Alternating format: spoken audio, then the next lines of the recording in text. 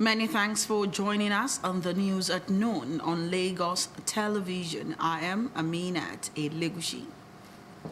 President Bola Tinubu has reaffirmed the economic partnership between Africa and China, commending the bilateral trade, which is estimated to reach $280 billion US.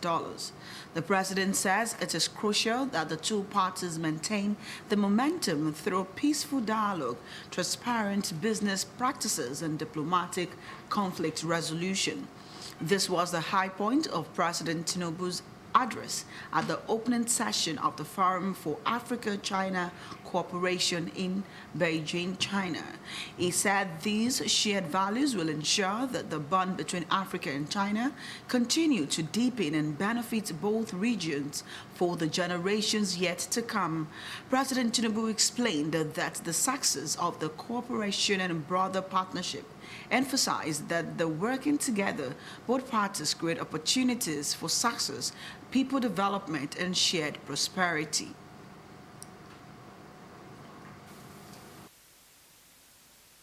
We have been solidified. We share through high-level engagement, strategic agreement, and a shared vision of growth. Throughout our journey, there have been defining moments that have shaped this partnership. China has consistently demonstrated its commitment to Africa, not only through financial and developmental support, but also through cultural exchanges that bring our people closer and closer together. The establishment of the Institute and Chinese cultural centers across Africa exemplifies the depth of our cultural fusion and shared learning. A landmark of our relationship came in year 2000 with the establishment of the FOCA. This platform has been pivotal in strengthening our economic ties and reaffirming our commitment to mutual progress. Together, President, we join hands by pooling our strength and resources. We can unlock unprecedented level of growth and development for our nations. President Tinubu adds that China's Belt and Road Initiative align with Africa's infrastructure goals under the Africa Continental Free Trade Agreement. Unlock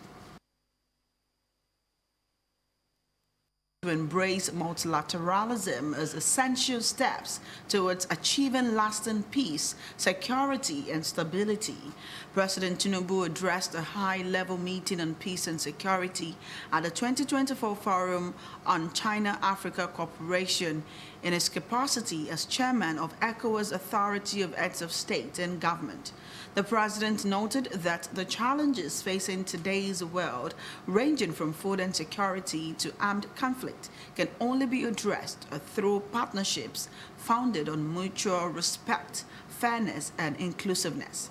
President Tinubu reiterated Nigeria's commitment to promoting peace, good governance, and security across West Africa, while commending China's contributions to Africa's development through initiatives like the Belt and Road and FOCAC.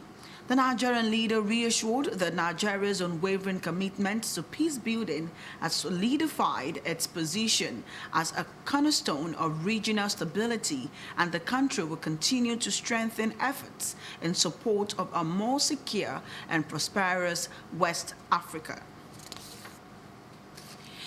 The Lagos State Government, Ministry of Finance Incorporated, and China Harbour Engineering Company have signed a memorandum of understanding for the Green Line Rail project in Lagos. The MOU, Finance and Coordinating Minister of the Economy, Olawale Edu, was signed in the Forum on China-Africa Cooperation. According to statements by the Special Advisor on Media and Publicity, Boyega Akoshile. The partnership will source the funding to design, finance, operate, and maintain the project. The Green Line Rail project, when completed, will be an addition to the Blue and Red Line rails already in operations in Lagos State, commuting thousands of residents daily.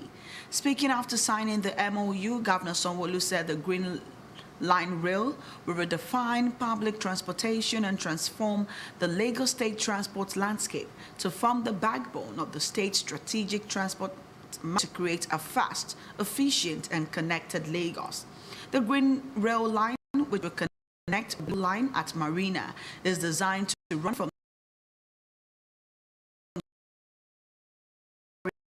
Lekki to Ogombo, Ilekwe to Eluju, Lekki. The Minister of State Petroleum Lokpobiri says there is enough petroleum products in the country to meet the demands of Nigerians. As such, there should be no panic buying. The minister said this after meeting with Vice President Kashim Shettima this evening at the Aso Villa. Lokpobiri expressed President Bola Tinubu concern about the ongoing experience of the Nigerians over the high cost of the product. The minister said it is important for the citizens to know that the government is not in the business of fixing prices of petroleum products. And we believe that between now and the weekend, there will be availability of products across the length and breadth of the country. The price could be high in some other areas, much more, higher in some other locations, in some locations much more than, other areas. But we believe that at the time, there is availability of products across the country, the price itself will stabilize. But what is important is that government is not fixing prices. This sector is deregulated, and we believe that with the availability of products, the price will find its level. Director of the Nigeria Mainstream Downstream Petroleum Regulatory Authority, Mugo Okoa, said all regulatory efforts are now geared towards stabilizing supply, with the resultant impact that it will be a positive also on the stability of price. Ensure that there's increased operating hours from all loading depots. Vessels are being cleared promptly, and extended hours where safety can permit for truck outs as well. More importantly also is the reinforcement of the support being given to local refiners, because with increased production from them, indeed, like the minister has said, there will be higher supply, which will stabilize the price. Group Managing Director of Nigeria National Petroleum Company, Mele Kyari, and the National Security Advisor, Nuhu Ribadu, also joined the Vice President at the meeting.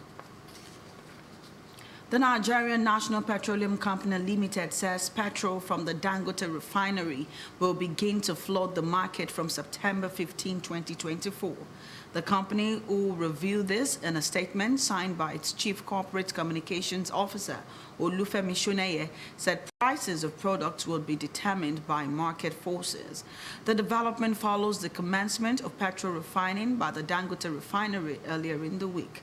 Quoting NNPCL's Executive Vice President of Downstream, Adedapo Segun Shoneye, said the downstream sector had been fully deregulated and the company would no longer fix prices. His argument puts to rest speculations that NNPCL would continue to fix prices despite announcement that the downstream sector had been deregulated. So in other news, only public servants with a duly registered national identification numbers will be allowed to purchase the sale of the 30,000 metric tons of milled rice when flagged off. Minister of Agriculture and Food Security Abubakar Kyari, while flagging off the exercise, said the move is to crush the prices of food in Nigerian markets and curb racketeering. Kyari said the intervention will be sold strictly one man to one bag or one woman to one bag. It said the rice, which is to be sold at the flat rate of 40,000 naira only for 50 kg, is a federal government intervention for the sales of subsidized mulled rice to ameliorate the prevailing food crisis in Nigeria. The minister blamed COVID-19, the Russia-Ukraine war, climate change, amidst other localized factors, challenges for the high cost of food prices. He added that the federal government, being aware of the potential challenges associated with the sales of an important staple such as rice, has deployed a multidisciplinary machinery of government, as well as put in certain processes and conditions to ensure the transparency, wider reach, and success of the exercise. In sport, the stage is set for the final of the Under-15 boys football competition, scheduled to climax with the grand finale in Alimosho. The annual tournament, endorsed by the Lagos State Football Association, started last month with 16 teams drawn from different parts of the state participating in the competition designed to unearth future stars. We have details in our sport report.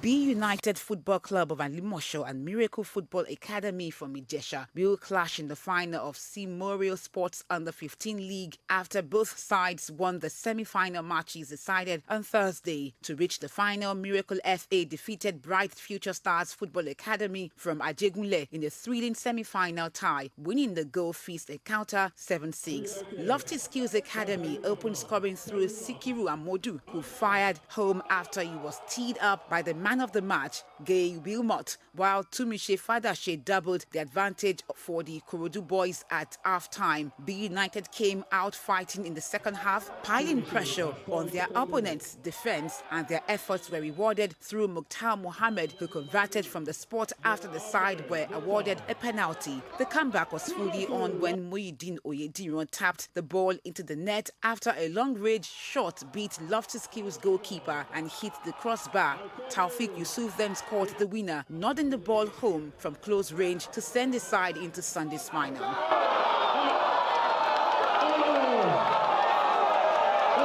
The opponent scoring two more, it's going to down a bit of their morale. But in all, it's a deserved victory for our opponents, B United FA, and I say a hearty congratulations to them. It's our first time here, and I'm so proud of the boys to have gotten to this stage of this highly esteemed tournament. After we lost the first half 2-0 down, when we get to the dressing room, I address my player that we can do it. 2 goals is nothing. We need to fight back, and thank God, my boys, they play with the instruction after the formation. While B United FA battle for the title and top prize against Miracle FA on Sunday, Bright Future Stars and Lofty Skills Soccer Academy will contest the third-place playoff at the Memorial Sports Complex in Kotum. The third edition of the annual tournament started last month with 16 teams drawn from different parts of Lagos participating in the tournament designed to unearth future stars. Now in its third edition, the age-grade competition has provided engagement for the kids during the long holiday, providing platform for the boys to showcase their skills. The top 3 teams will get cash rewards, with the champions going home with 800,000 naira. Outstanding individual players and officials will also get cash rewards at the end of the tournament on Sunday, September 8. More news, connect with Lagos Television on the social media platforms.